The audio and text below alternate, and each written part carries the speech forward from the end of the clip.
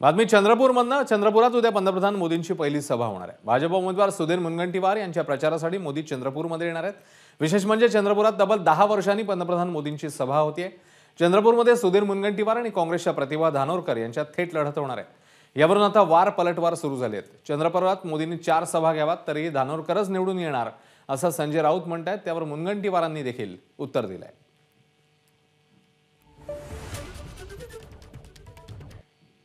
चंद्रपूरला मोदींचा दौरा जरी असला तरी चंद्रपूरची जागा ही काँग्रेसकडे आहे आणि मागच्या वेळेला एकमेव जागा काँग्रेसने जिंकली होती आणि मला खात्री आहे यावेळी सुद्धा काँग्रेसच्याच प्रतिभाताई धानोरकर तिथे विजयी होणार आहे.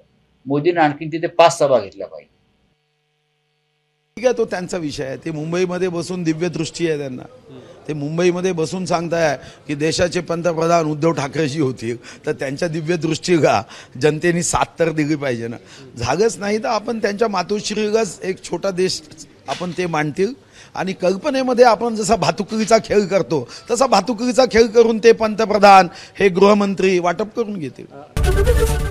एबीपी माझा, उघडा डोळे बघा नीट.